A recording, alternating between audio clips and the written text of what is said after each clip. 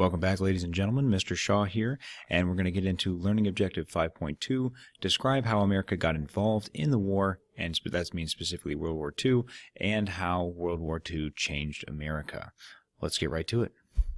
So I want you to start out by not writing this, just listening. So the main cause of Americans' isolationism is going to be rooted in World War I and kind of the horrible things that we saw from there. One thing that in particular is there was a lot of bankers that really profited from giving loans out to foreign countries. And really, we thought that World War I was going to be super easy, like it was going to be over in just a couple weeks, couple months, and then it, lasted for 5 years, millions dead. I mean, it was horrible. This was still very fresh in our nation's mind, and we see this conflict in Europe, and we're like, no, thank you. We don't want to do this again. This doesn't involve us at all, so we're just going to stay out this time. So that's the main thing. Again, we didn't join the League of Nations, so we weren't entitled to really help at all. Unfortunately, in that aspect, because again, that was Woodrow Wilson's baby. He wanted us to join the League of Nations, but we did not because the Senate was worried about exactly this. And theoretically, the League of Nations could send out military to to try to deal with some of these problems that were happening in Europe, and the Senate didn't want to have to deal with that. In 1921, the United States signs a disarmament treaty, promised not to build warships in the next decade. Again, we're trying to just kind of go away from war. We don't need these anymore. And then in 1928, the United States signs the Kellogg-Briand Pact. And that is said that war would not be used as an instrument of national policy, which is ironic now because it is. I mean, we use our military a lot, as far as national policy goes in our current day and age. But again, back in 1928, when we're trying to de-escalate, we're trying to stay isolated, we didn't want to do that. Now America is not isolated at all. All right, so now you guys can go ahead and write this because this is going to get into some things that are really important for us. So these American citizens right now are clinging to isolationism, even as Hitler and all these other totalitarian dictators are really expanding their territory.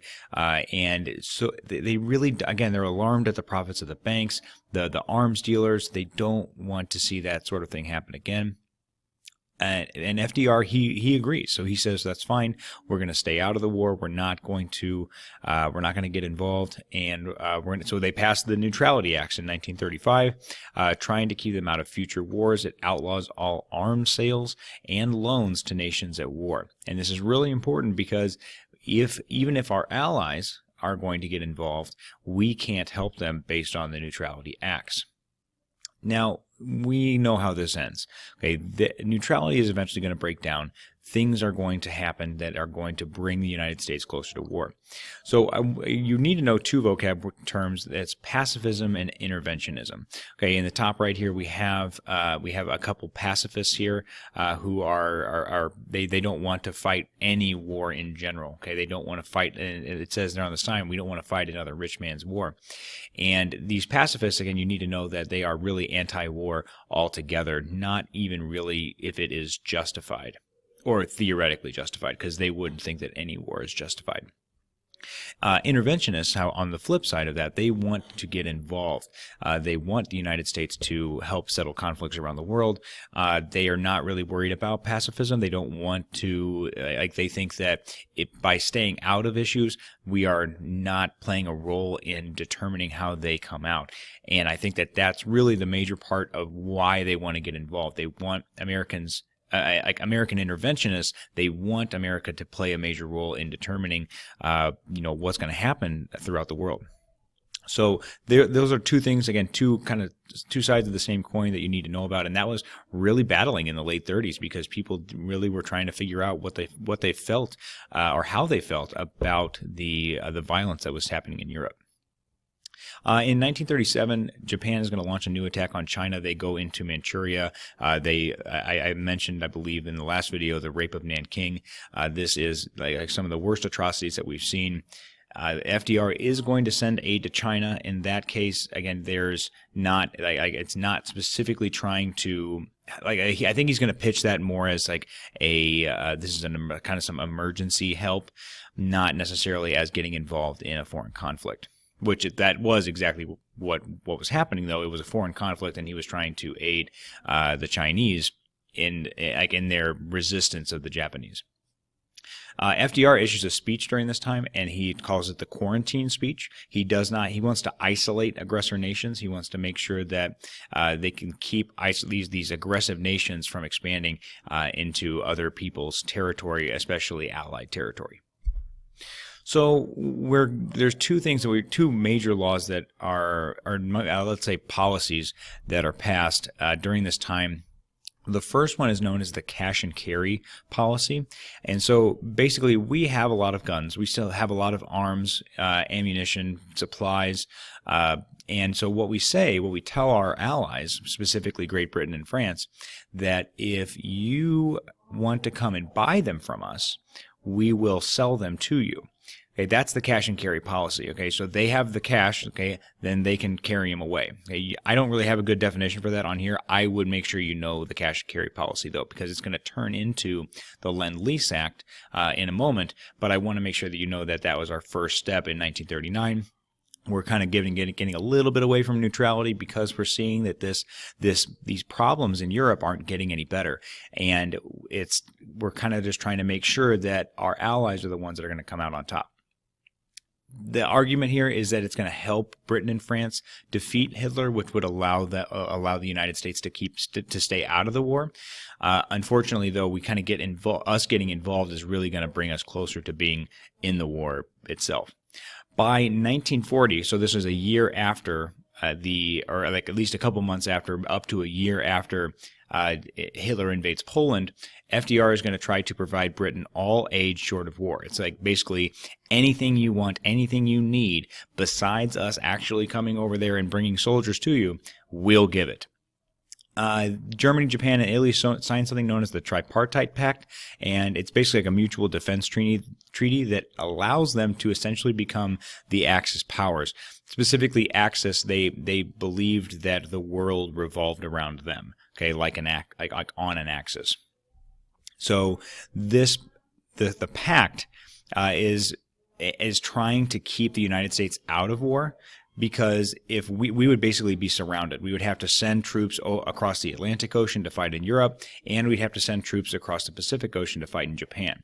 So they're essentially trying to, these Axis powers, they know that if the United States gets involved, that is another major threat, another major power that they're going to have to deal with, and they don't want to do that. So that's why they signed this Tripartite Pact, to try to keep that from happening, and unfortunately for them anyway, that didn't happen. So the Nazis were really doing very well in 1940 and 1941. So this is really where FDR and a lot of Americans are starting to worry. So they start increasing their defense spending, okay, because the Nazis are winning and because the Axis powers are winning. And so we're in peacetime right now. We are not at war, and they actually start a draft. It's like a I guess, I don't know what the best word to call it is. It's like a just in case sort of situation. So they start the Selective Training and Service Act. Draftees are going to serve for 1 year in the Western Hemisphere only. But again, they're still there. It's more of a preparedness thing. We're saying, hey, if something happens, we will not be caught off guard, which we kind of were in World War I. That's why it kind of took us a little bit to actually get over to Europe, to actually be able to have a significant effect on the war. And we were determined if it went to war, if it came to war, that we would be prepared this time. So that leads us to the Lend-Lease Plan. FDR basically comes to the nation and he says, guys, if Britain falls, the Axis powers are free to conquer the rest of the world. It's essentially like we're next. If Britain falls, because France had already fallen by 1941. So it was just Britain against all of the Axis powers, mostly Italy and Germany. So he calls for the United States to become an arsenal of democracy, and which basically just means like we want to make sure that we can make the world safe for democracy. We want to help out democracies. Again, an arsenal is just like a storage of arms and munitions, and we want to help them, like help other democracies to defend against these totalitarian governments. So by the late 1940, though, Britain had run out of cash. They have no more money to buy arms from the United States. So we change the cash and carry policy to the Lend-Lease policy, or the Lend-Lease Act. And this is going to allow the United States to just loan the weapons or loan whatever Britain needs for supplies or defense. So essentially now there's no cash involved. We're just like, here, take it. Take whatever you need, and give it back to us whenever. I mean, because again, if they lose, we're not going to get this stuff back. So we're trying to help them as much as possible, and this is going to lead us to getting actually involved in the war. So I don't want you to write this, but it's kind of interesting to know what was going on. So another thing that Hitler did to try to discourage America from joining is he kind of sent out what are known as wolf packs. And these were a group of about 40 submarines or German U-boats patrolling the North Atlantic. And they were told specifically to just sink any supply ships that were in the North Atlantic. And during this time, because of that, FDR is going to allow the Navy to attack German U-boats in self-defense.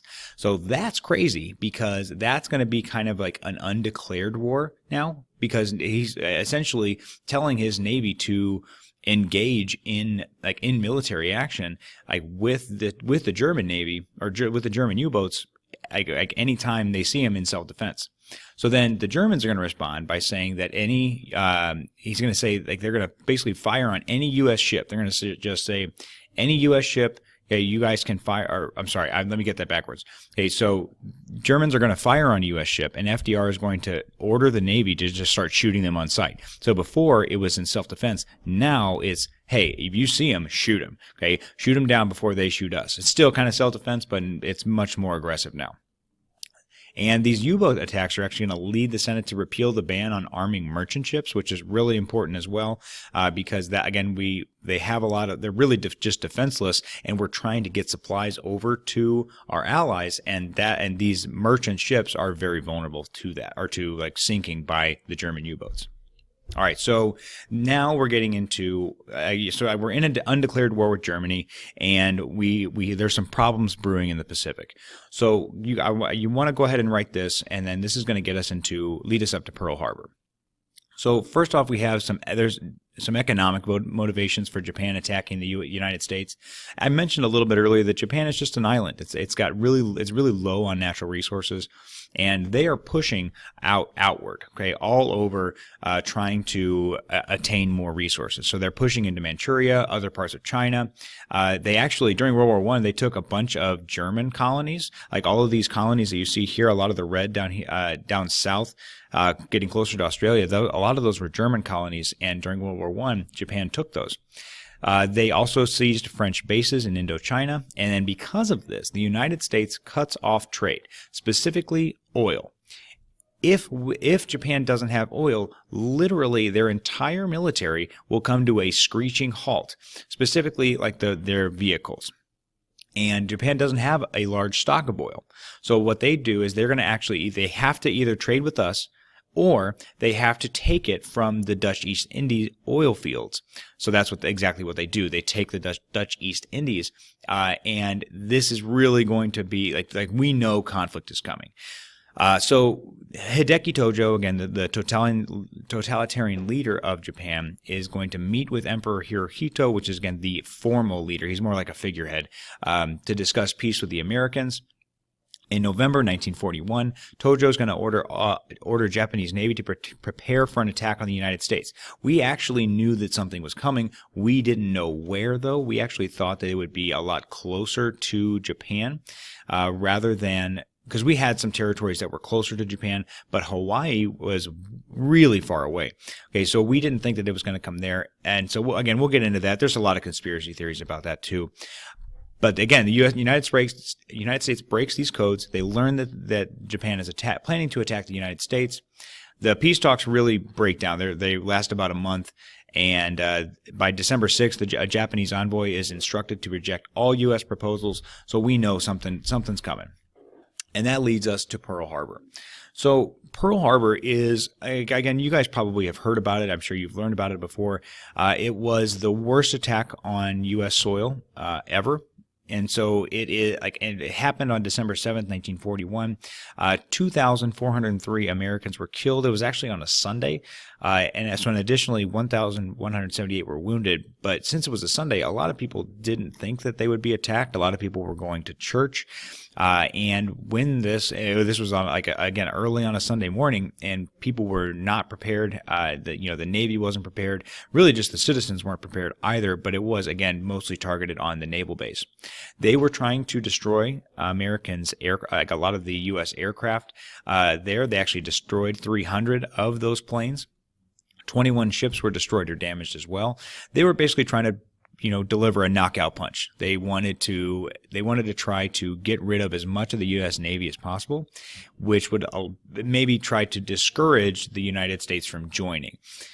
That didn't happen, mostly because a lot of the Navy a lot of the ships and the airplanes that were supposed to be in this area, or they're supposed to be at Pearl Harbor on December 7th, were actually out on a training exercise. Which allowed a lot of our naval fleet to survive. So the reactions are going to be all over the place. People are outraged. Congress is going to approve FDR's request for a declaration of war against Japan. Again, he gives this speech. This is a day that will live in infamy. And this is, again, Americans are shocked, dismayed. Everybody is scared. And this is really what is going to allow us to enter the war. So we're not really prepared to fight a war on both sides, but we declare war on Japan. And then Germany and Italy, like I said, because of the Tripartite Pact, are allied with Japan. They then declare war on the United States, and we are fully involved.